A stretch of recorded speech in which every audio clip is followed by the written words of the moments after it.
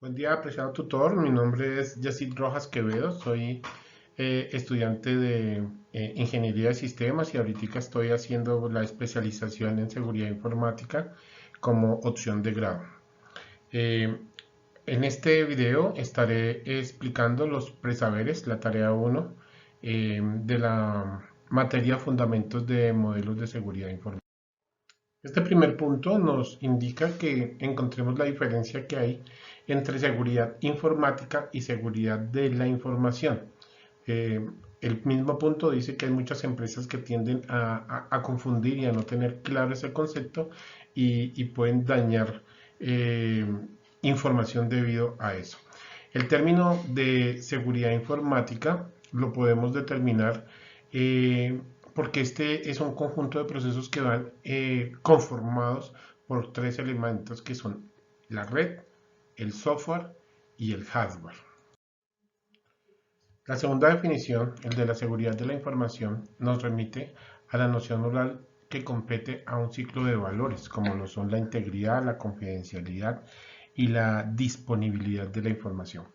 Dicho de otra forma, podríamos decir que el primero, el de la seguridad informática, es las herramientas, digámoslo así, que tenemos para proteger una información.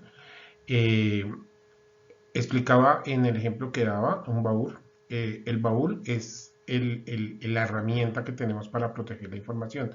La seguridad de la información sería todo lo que va dentro del baúl, o sea, toda esta información que tenemos ya disponible es que no se pierda, que no se salga, que no se desmejore.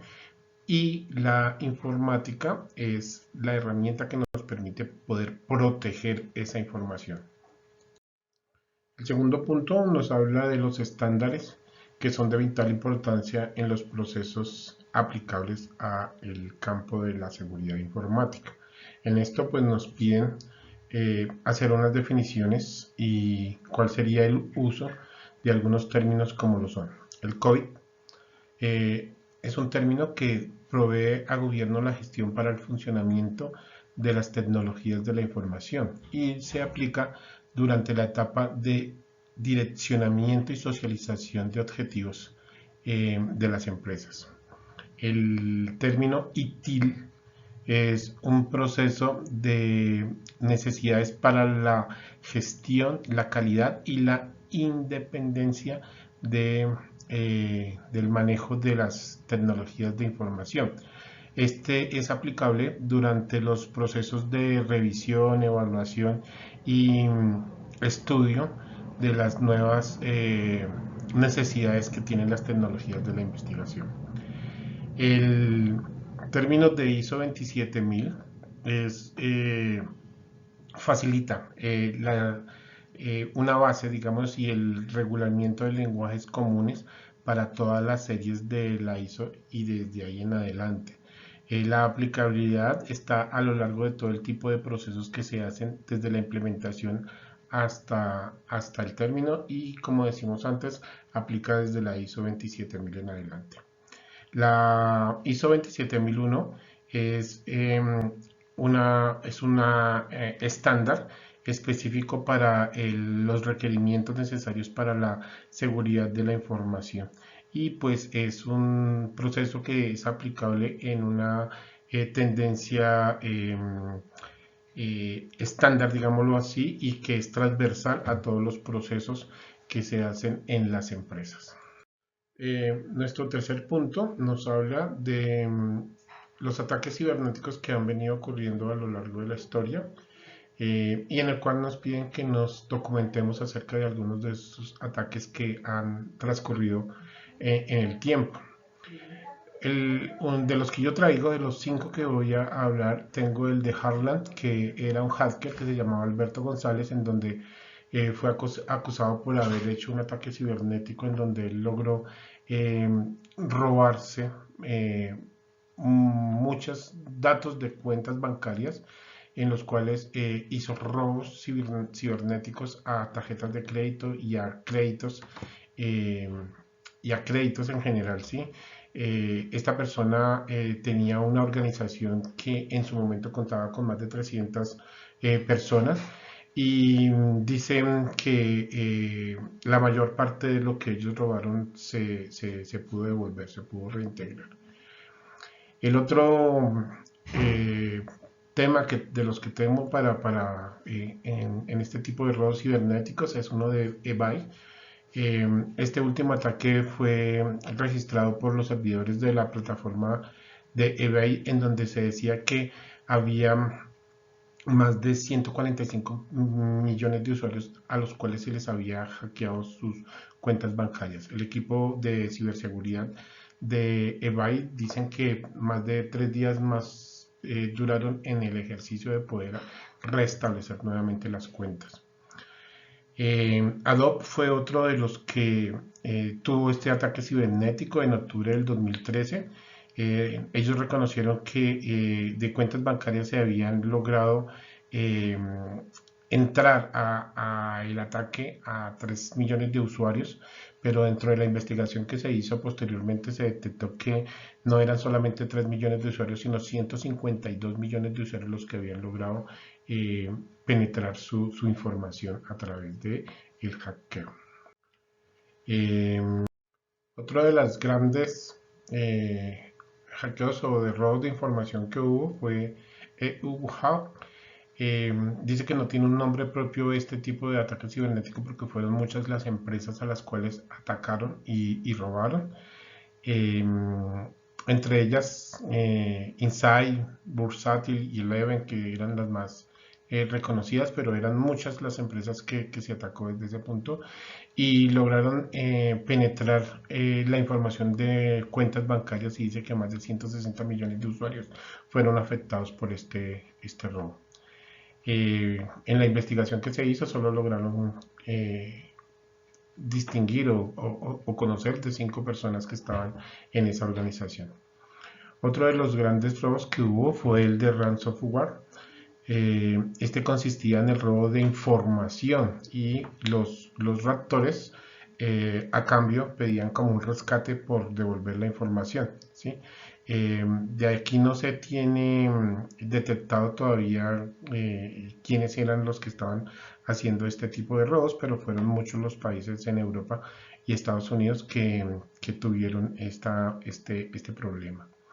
Aquí en Colombia, este año, en el 2021, perdón, septiembre, noviembre del 2021, hubo un hackeo muy importante que fue a las plataformas del DANE, en donde el hacker que se metió lo que hizo fue borrar toda la información de la empresa.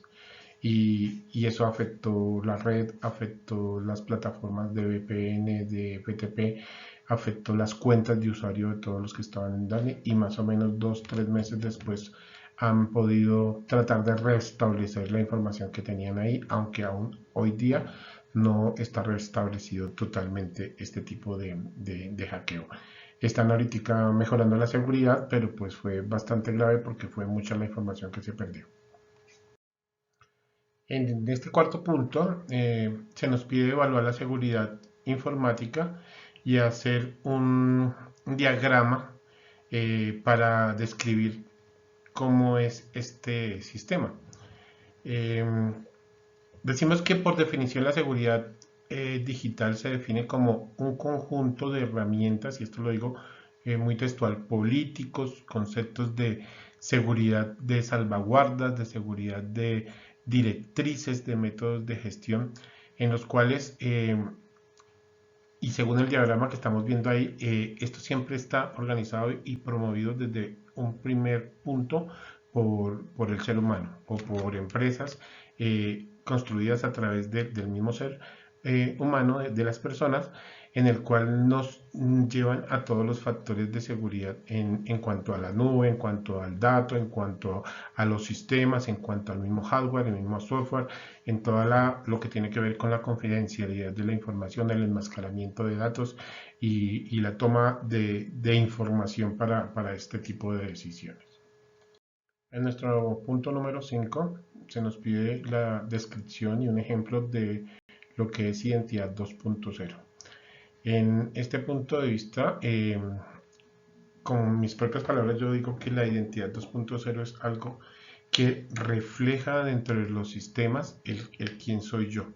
Y aquí en el ejemplo yo ponía el espejo, donde todo lo que está ocurriendo a este lado es lo mismo que debería estar ocurriendo al otro lado del espejo. Acá en cuestión de seguridad es el otro yo que se puede manejar dentro de los sistemas y el cual me vuelve único dentro del sistema, ya bien sea porque yo